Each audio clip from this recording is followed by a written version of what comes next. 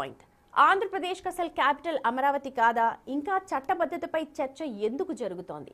అసలు అమరావతిని కేంద్రం అధికారికంగా గుర్తించలేదా? దీనిపైన ఇటీవలే కేంద్ర మంత్రి పెమ్మసాని చంద్రశేఖర్ కూడా మాట్లాడారు. ఒకసారి ఆయన ఏం మాట్లాడారు విందాం. అమరావతి గెజిట్ విషయంలో ఇప్పుడు క్లారిటీ వచ్చే అవకాశం రైతులు కూడా చెప్తాను. అదే పనిలో ఉన్నాం, అదే పనిలో ఉన్నాం. నెక్స్ట్ సెషన్ ఏమైనా ఆమోదం సాధ్యమైన తొందరగా చేపిస్తాం, ఏదో టైంలో చేపిస్తాం. అదే పనిలో ఉన్నాం.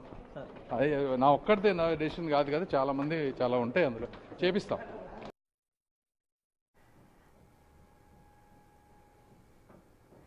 రైట్, నాగేశ్వర్ గారు విన్నారు కదా, పెమ్మసాని చంద్రశేఖర్ ఆ మాట మాట్లాడారు. అంటే అమరావతిని కేంద్రం ఇంకా అధికారికంగా గుర్తించలేదనుకోవాలా, ఏపీ రాజధానికి ఇంకా లేదు అని అనుకోవాలా? ఏంటి గందరగోళానికి ఏంటి కారణం అమరావతిపై? ఇంకా ఎన్నేళ్ళు ఈ కన్ఫ్యూజన్? ఇప్పుడు నాకు అర్థం కాని అంశం ఏంటంటే, చంద్రబాబు నాయుడు కొత్తగా ముఖ్యమంత్రి కాలే, 2014 నుంచి 19 వరకు ముఖ్యమంత్రిగా ఉన్నాడు. అమరావతిపై నిర్ణయం జరిగి 1000 కోట్లు ఖర్చు పెట్టారు. చంద్రబాబు టైంలో ఖర్చు పెట్టారు, ఇప్పుడు ఖర్చు పెడుతున్నారు. ప్రపంచ బ్యాంక్ నుంచి రుణాలు తెస్తున్నారు, కేంద్రం నుంచి నిధులు తెస్తున్నారు. మరి అన్నీ ఉన్నాయి. ఇంకా అమరావతి పైన సాధ్యమైన తొందరగా చేస్తాం, అనేక అంశాలు ఉంటాయని మంత్రి అంటే ఏంటో అంశాలు? దానికి ఆన్సర్ అంశాలు ఏంటో చెప్పాలి కదా. అందరు అభిప్రాయాలు, ఎవరు అభిప్రాయాలు తీసుకోవాలి? జగన్మోహన్ రెడ్డి అభిప్రాయం తీసుకుంటారా? అంటే క్లియర్గా మోడీ ప్రభుత్వం అమరావతి విషయంలో సహకరించడం లేదు అనే అనుమానం కలగకపోదా? ఎందుకంటే కేంద్ర ప్రభుత్వం సుప్రీంకోర్టులో, మోడీ ప్రభుత్వమే సుప్రీంకోర్టులో ఇచ్చిన అఫిడవిట్లోనే స్పష్టంగా చెప్పారు, రాజధాని అనేది మాకు సంబంధమైన అంశమే కాదు.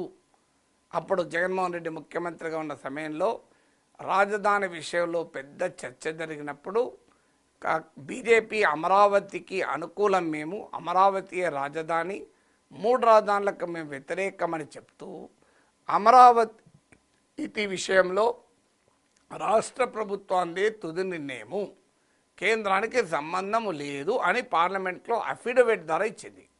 ఇప్పుడు మరి కేంద్రం ఎట్లా మళ్ళీ రాజధాని పైన చట్టం చేయడం ఏంటి? మాకు సంబంధం లేని వాళ్ళే చెప్పినప్పుడు, కేంద్రమే చెప్పినప్పుడు ఇప్పుడు కొత్తగా మళ్ళీ మాట అంటే సుప్రీంకోర్టుకు పోతే మళ్ళీ సుప్రీంకోర్టు అడగదా, నువ్వు ఇచ్చిన అఫిడవిట్ ఏమైందయ్యా? సెంట్రల్ గవర్నమెంట్ అఫిడవిట్లో చెప్పింది కదా, మాకు సంబంధం ఉన్న అంశమే కాదు, ఇది రాష్ట్రం చూసుకుంటుంది. రాజకీయ పార్టీగా మాత్రం బీజేపీ అమరావతికి అనుకూలం. ఇది రాజ్యాంగం వేరు, రాజకీయం వేరు అని బీజేపీ నాయకులు టీవీ ఛానళ్ళు వచ్చి చెప్పలేదా? ఇప్పుడు మళ్ళీ ఏమంటున్నారు? కేంద్ర ప్రభుత్వం చట్టబద్ధత కలిపి, అసలు చట్టబద్ధత లేకుండా 1000 కోట్లు ఎందుకు ఖర్చు పెట్టారు? చట్టబద్ధతకి ఇన్నేళ్ళు ఎందుకు పడుతుంది? ఇప్పుడు జగన్మోహన్ రెడ్డి 5 ఏళ్ళు విధ్వంసం అన్నారు కదా, మరి చట్టబద్ధత లేనప్పుడు ఆయన విధ్వంసమే జస్ట్ లెజిటిమైజ్ అయ్యే ప్రమాదం ఉంది కదా. రాజధానిగానే మీరు ఇంకా చట్టబద్ధత లేకపోతే మరి రాజధానిలో నిధులు పెట్టే వాళ్ళ సంగతి ఏంటి? రాజధానికి భూములు ఇచ్చిన వాళ్ళ సంగతి ఏంటి? ఫస్ట్ ఫేజ్ భూములు ఇప్పటికీ పట్టాలు ఇవ్వరు, సెకండ్ ఫేజ్ భూములు తీసుకుంటున్నారు. అసలు ఏంది గందరగోళం? అంటే విభజన చట్టంలో చేర్స్తేనే రాజధాని అవుతుందా? విభజన చట్టంలో చేర్చకపోతే రాజధాని కాదా?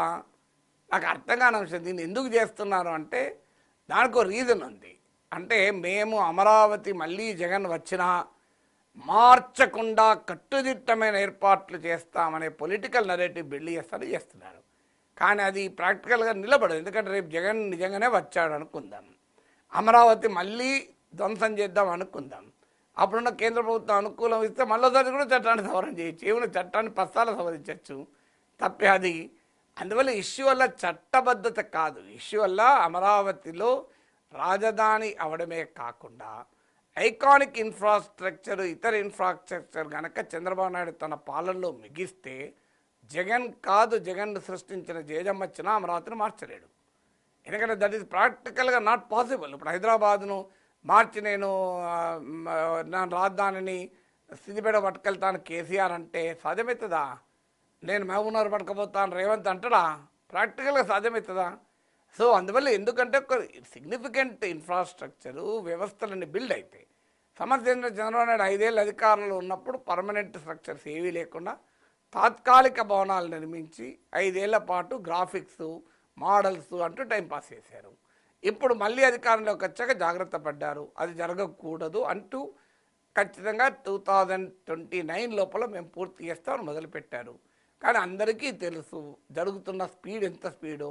రైతులకు ఇప్పటి వరకు పట్టాలు ఇవ్వలే. 5 ఏళ్ళు అప్పుడు ఉన్నారు, ఇప్పుడు ఏడాది దాటిపోయింది, 1.5 year అయింది.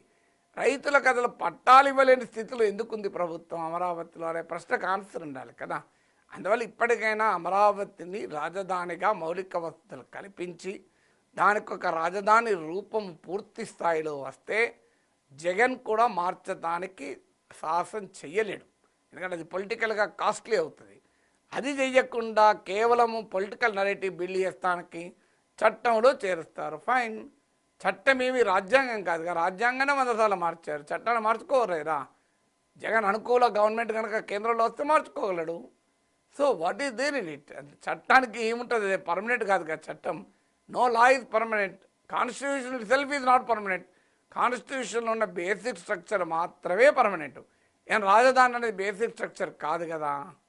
సో అందువల్ల అటు కేంద్రము ఈ మాట చెప్తున్నట్టుంది, ఇదేం గోలనయ్యా ఈ చట్టబద్ధత మీద ఎందుకు పడుతున్నారు అంటే, లేదు మాకు చట్టబద్ధత కావాలి, చూడు భూతం వస్తుంది అని చెప్పి అందరూ అడుగుతున్నారు, మళ్ళీ వస్తుందని. అందువల్ల జగన్ అమరావతి విధ్వంసాన్ని లైవ్లో పెట్టడం కొరకు ఈ అన్సర్టనిటీని కావాలని క్రియేట్ చేస్తున్నారు. ఇలా అన్సర్టనిటీ ఏముంది? అమరావతి రాజధాని, గెజిట్ నోటిఫికేషన్ వచ్చి నాకు ఇంకేం ఉంటుంది, చట్టం ఏంటి? గెజిట్ నోటిఫికేషన్ మించింది చట్టం అయితే, చట్టం లేకుండా గెజిట్లో నోటిఫై అవుతుందా? అమరావతి అంటూ గెజిట్ నోటిఫికేషన్ ఇచ్చాక ఇక మళ్ళీ చట్టం చేసి నేను దాన్ని అందులో పెడతా, విభజన చట్టాన్ని సవరించి మళ్ళీ దాంట్లో అమరావతియే రాజధాని అంటారు. చెయ్యొచ్చు, రేపు వచ్చినట్టు డ్రాప్ చేయొచ్చు, ఏమున్నది? కాన్స్టిట్యూషన్లో బేసిక్ స్ట్రక్చర్ మినహా మిగతా దేన్నైనా మెడియచ్చు. చట్టం అయితే ఆ చట్టాన్ని మొత్తానికే తీసిపడేయచ్చు కూడా. చట్టాలు ఏమున్నాయి? చట్టాలు మనం చేసుకున్నాయి కదా, పార్లమెంట్లో మెజార్టీ ఉంటే సవరించవచ్చు.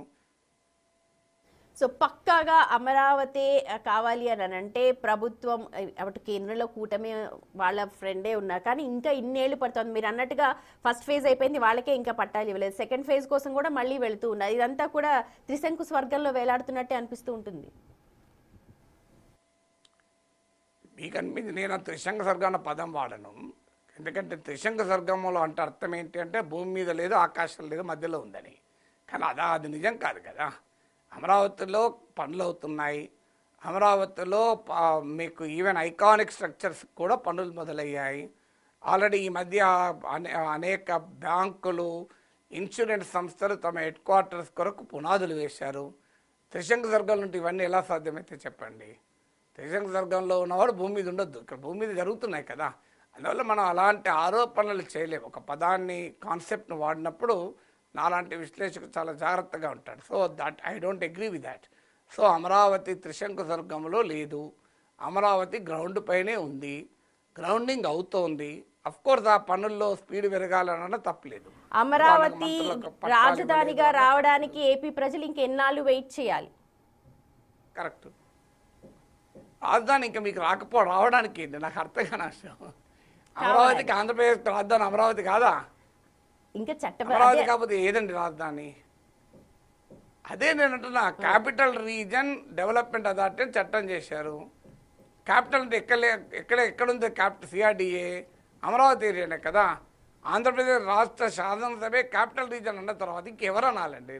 నాకు అర్థం కాని అంశం. అమరావతి రాజధాని కాదు అని ఎవరంటారు చెప్పండి? అది రాజధాని కాకపోతే మరి ఆంధ్రప్రదేశ్ అసెంబ్లీ ఎట్లా చట్టం చేసింది? చట్టబద్ధత కూడా, చట్టబద్ధత లేకపోతే సిఆర్డిఏ ఎట్లా వచ్చిందండి? క్యాపిటల్ రీజన్ డెవలప్మెంట్ అథారిటీ ఎట్లా వచ్చింది చెప్పండి నాకు. అమరావతిలే కదా వచ్చింది, అది సిఆర్డిఏనే కదా. ప్లాట్ల ఒప్పందాలు కుదుర్చుకుని సిఆర్డిఏ. క్యాపిటల్ లేకపోతే క్యాపిటల్ రీజన్ ఎట్లా వస్తుంది చెప్పండి? క్యాపిటల్ లేకుండా అమరావతిలో క్యాపిటల్ రీజన్ సాధ్యమవుతుందా? కర్నూలులో క్యాపిటల్ రీజన్ డెవలప్మెంట్ అథారిటీ ఉందా? విశాఖపట్నంలో క్యాపిటల్ రీజన్ డెవలప్మెంట్ అథారిటీ ఉందా? తిరుపతిలో ఉందా? ఒక అమరావతిలోనే ఉంది కదా. మీకు తిరుపతికి వైజాగ్ వచ్చారు, గ్రేటర్ వైజాగ్ మున్సిపల్ కార్పొరేషన్ ఉంటుంది, క్యాపిటల్ రీజన్ ఉండదు. క్యాపిటల్ రీజన్ డెవలప్మెంట్ అథారిటీ అంటే అమరావతి. అందువల్ల ఆంధ్రప్రదేశ్ శాసనసభే దాన్ని క్యాపిటల్ రీజన్గా చట్టంలో చేర్చినప్పుడు ఇంకా చట్టబద్ధత లేదు అని ఎవరైనా అంటే అంతకన్నా అమాయకత్వం ఏమైనా ఉంటుందో చెప్పండి? పార్లమెంట్ చట్టంలో చేర్చమని ఇప్పుడు అడుగుతున్నారు. పార్లమెంట్లో చట్టం అంటే విభజన చట్టం సభ, అది ఎందుకు అడుగుతున్నారు? అమరావతి కొరకు కాదు, రాజకీయం కొరకు అడుగుతున్నారు.